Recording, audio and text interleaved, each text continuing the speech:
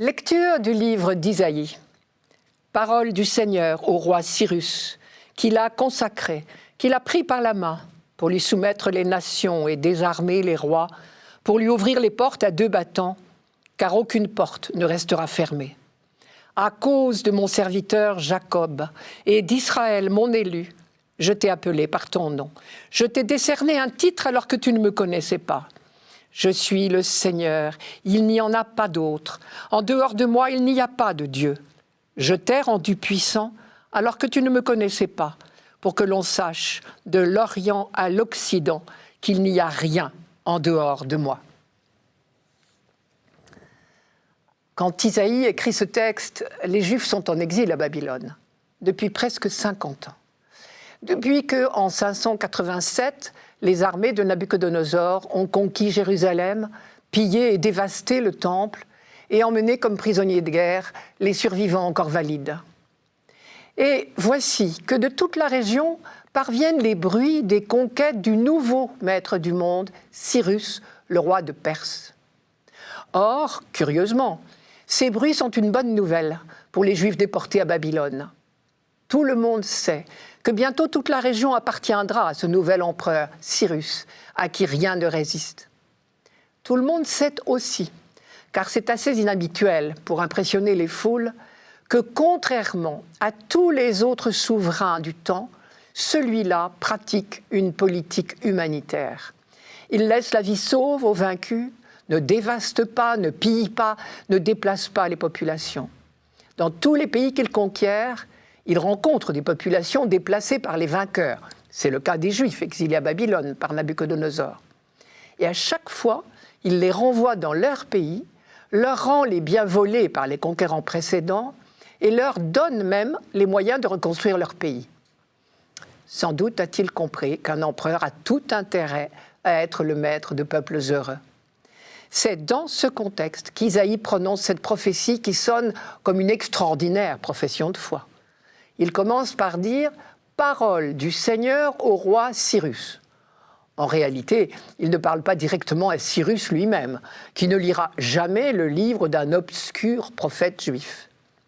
Plus vraisemblablement, le message d'Isaïe est adressé aux exilés pour leur redonner espoir. Un espoir qui repose sur deux convictions.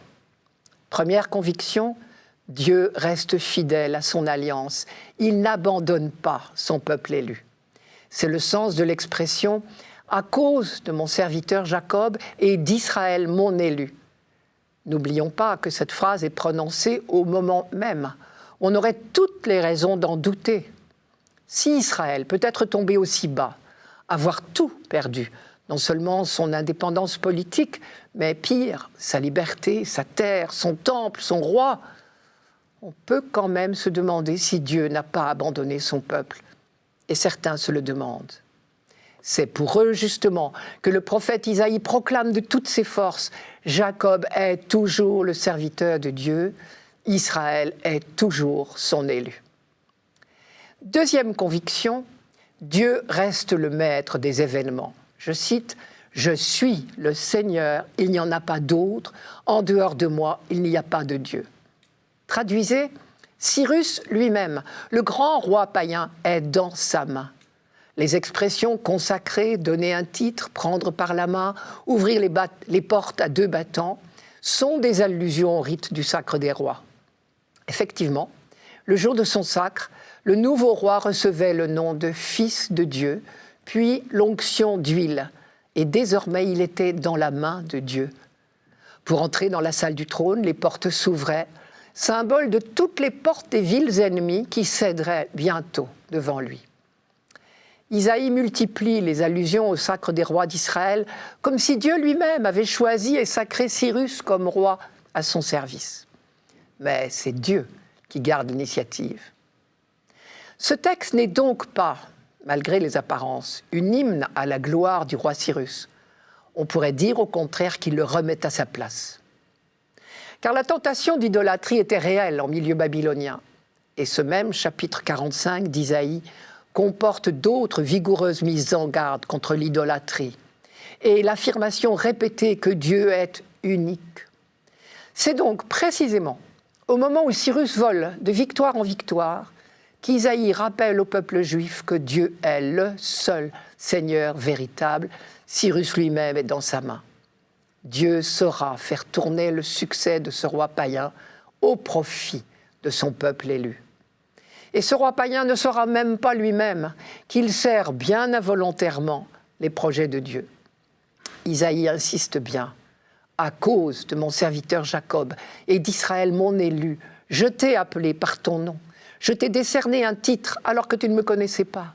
Je t'ai rendu puissant alors que tu ne me connaissais pas. À la limite, la phrase est écrite de telle manière que le peuple élu semble plus important, lui qui est pourtant dans une situation apparemment désespérée.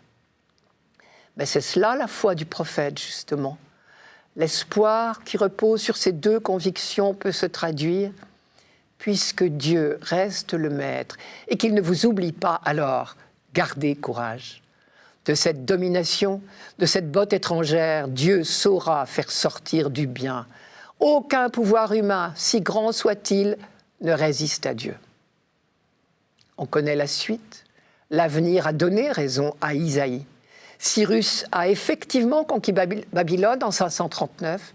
Il a autorisé les Juifs dès 538 à rentrer à Jérusalem en leur rendant les biens volés par Nabuchodonosor et en leur donnant une subvention pour reconstruire le temple de Jérusalem. Dernière remarque, Cyrus est appelé Messie parce qu'il a été choisi par Dieu pour libérer son peuple.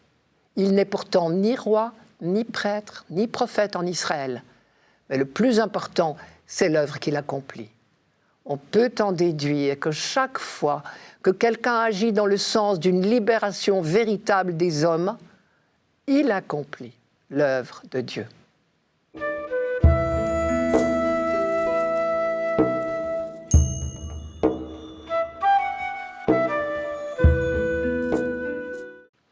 Psaume 95.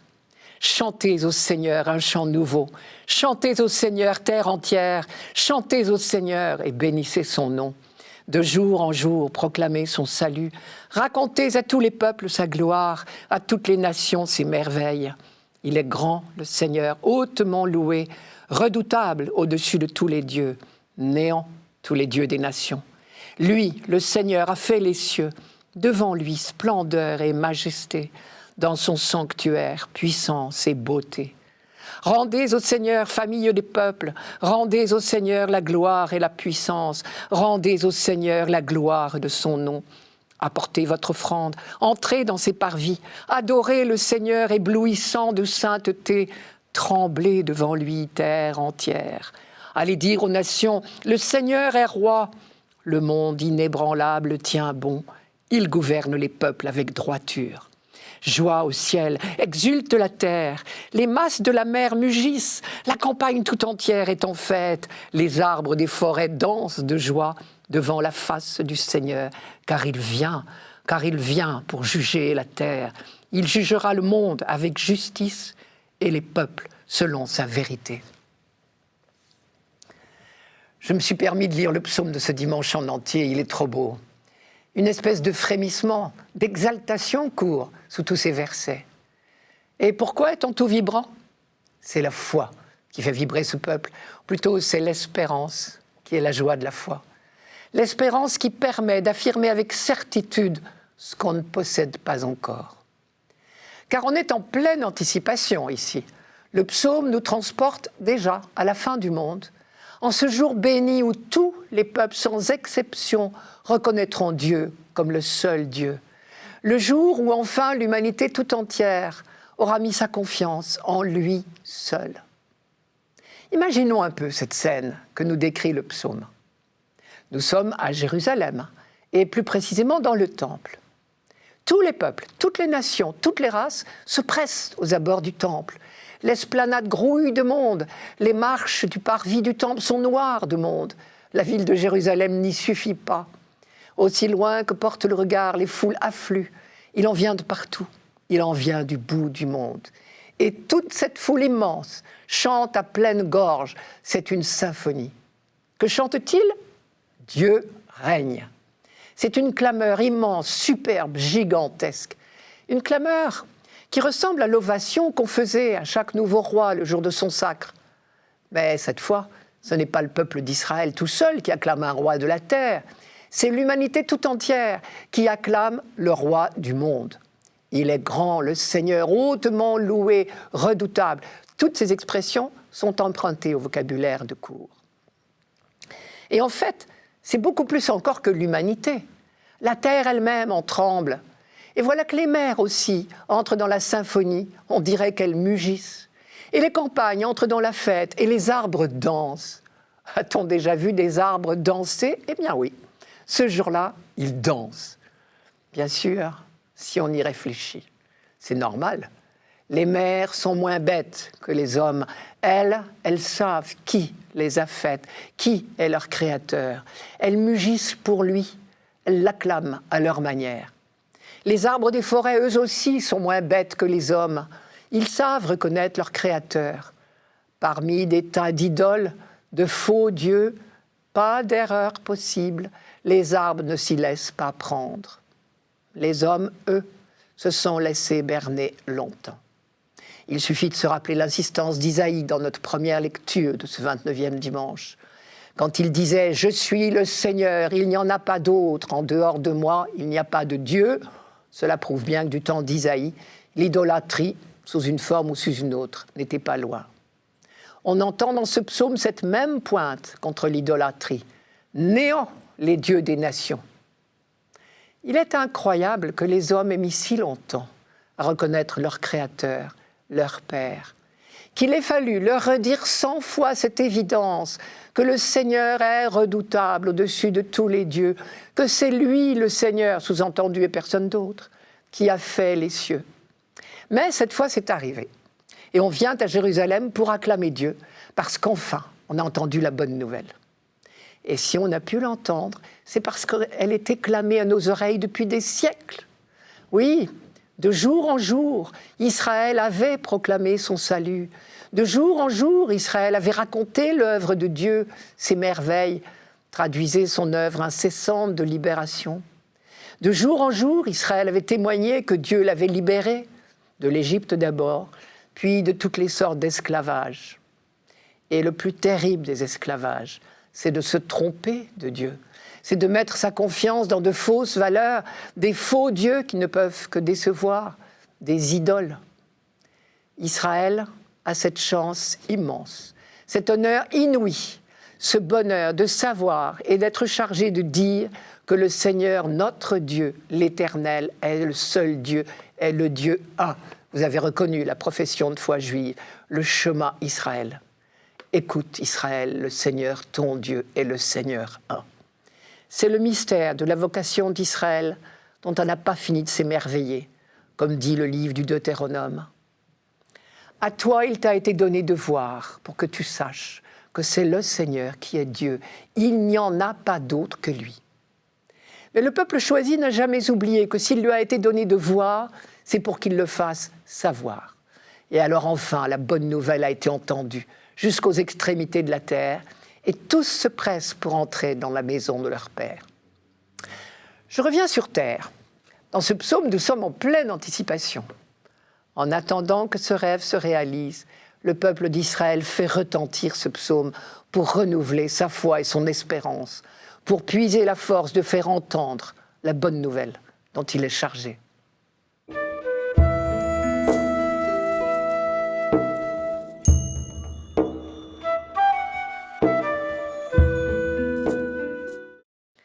Commencement de la première lettre de saint Paul apôtre aux Thessaloniciens. Nous, Paul, Sylvain et Timothée, nous nous adressons à vous, l'Église de Thessalonique, qui est en Dieu le Père et en Jésus-Christ le Seigneur. Que la grâce et la paix soient avec vous. À tout instant, nous rendons grâce à Dieu à cause de vous tous, en faisant mention de vous dans nos prières. Sans cesse, nous nous souvenons que votre foi est active, que votre charité se donne de la peine, que votre espérance tient bon en notre Seigneur Jésus-Christ, en présence de Dieu notre Père. Nous le savons, frères bien-aimés de Dieu, vous avez été choisis par lui.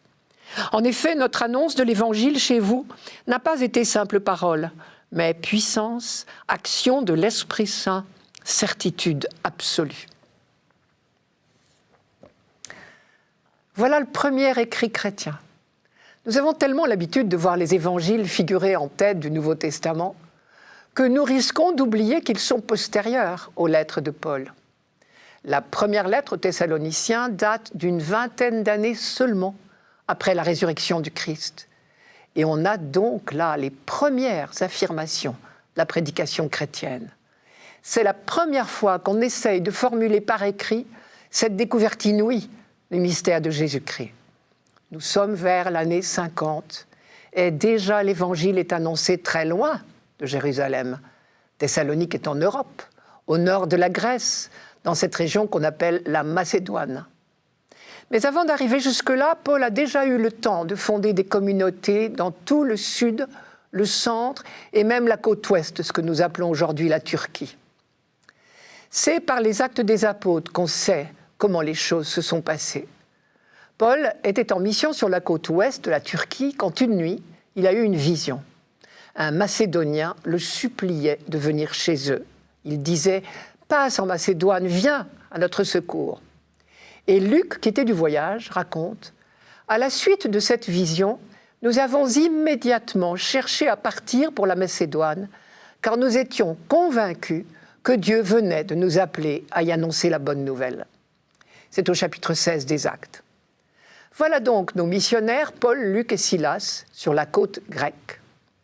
La ville de Philippe est leur première étape. Nous lisions ces temps-ci la lettre aux Philippiens. Et vous savez que cela a failli très mal se terminer. D'abord bien accueillis, ils ont bientôt été accusés de troubler l'ordre public, battus et jetés en prison. Un providentiel tremblement de terre est passé par là, et finalement, on les a libérés en les priant de quitter les lieux. C'est de là qu'ils sont passés à Thessalonique. Dès leur arrivée, Paul s'est adressé aux Juifs pendant l'office du samedi matin à la synagogue. Et cela, 3 samedis de suite. D'après les Actes des Apôtres, sa prédication était toujours la même. Je cite les Actes. « À partir des Écritures, Paul expliquait et établissait que le Messie devait souffrir, ressusciter des morts, et disait-il, « Ce Messie, c'est ce Jésus que je vous annonce. » Le texte ajoute « Certains des Juifs se laissèrent convaincre, ainsi qu'une multitude de Grecs, adorateurs de Dieu, et bon nombre de femmes de la haute société. » Nous savons donc déjà de quoi est composée la communauté de Thessalonique à laquelle s'adresse cette lettre. Mais, comme d'habitude, Paul n'a pas suscité que de l'enthousiasme. Toujours d'après les Actes, je cite, « Les Juifs furieux recrutèrent des vauriens qui traînaient dans les rues, ameutèrent la foule et semèrent le désordre dans la ville. » Si bien que très vite, il a paru plus prudent que Paul et Silas quittent Thessalonique. Paul a donc quitté cette nouvelle communauté trop vite et il est resté un moment inquiet à son sujet. Quand il écrit cette lettre que nous débutons aujourd'hui, il vient enfin d'être rassuré par Silas et Timothée qui étaient restés derrière lui en Macédoine et qui lui rapportent d'excellentes nouvelles. Cela explique le ton particulièrement joyeux de ce début de lettre. C'est le soulagement qui suit l'inquiétude. Je vous rappelle les termes. Nous, Paul, Sylvain, autre nom de Silas, et Timothée, nous nous adressons à vous, l'Église de Thessalonique, qui est en Dieu le Père et en Jésus-Christ le Seigneur. Que la grâce et la paix soient avec vous. À tout instant, nous rendons grâce à Dieu à cause de vous tous. Dès cette première phrase, on est surpris de la solennité de cette salutation. Cette communauté est toute petite, et Paul l'appelle pompeusement « l'Église de Thessalonique qui est en Dieu le Père et en Jésus-Christ le Seigneur ». Ce respect immense de Paul pour les communautés chrétiennes, même modestes, est caractéristique de toutes ces lettres. Et c'est certainement cela qui motive l'action de grâce et même la jubilation, qui est elle aussi un trait dominant de tous ces débuts de lettres, même quand il n'a pas que des compliments à faire à ses correspondants. Quels que soient leurs défauts, leurs imperfections, ils voient d'abord en eux l'action de Dieu. Ces quelques lignes contiennent déjà d'énormes affirmations théologiques. J'en vois au moins 2. Premièrement, ce texte est trinitaire. Il parle des 3 personnes. Le mot Trinité n'y est pas, bien sûr, on ne l'emploiera que plus tard. Mais Jésus est appelé Seigneur, titre réservé à Dieu dans l'Ancien Testament, et l'action de grâce est adressée aux 3 personnes. Je cite, « Nous nous souvenons que votre foi est active, que votre charité se donne de la peine, que votre espérance tient bon en Jésus-Christ notre Seigneur, en présence de Dieu notre Père.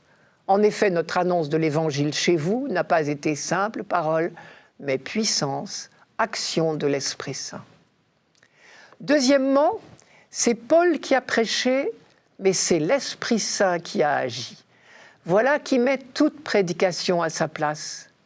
Quand les croyants, que ce soit Israël, les disciples de Jésus ou les Thessaloniciens, se montrent disponibles à la parole et se laissent transformer par elle, c'est à l'Esprit de Dieu et à lui seul que nous le devons.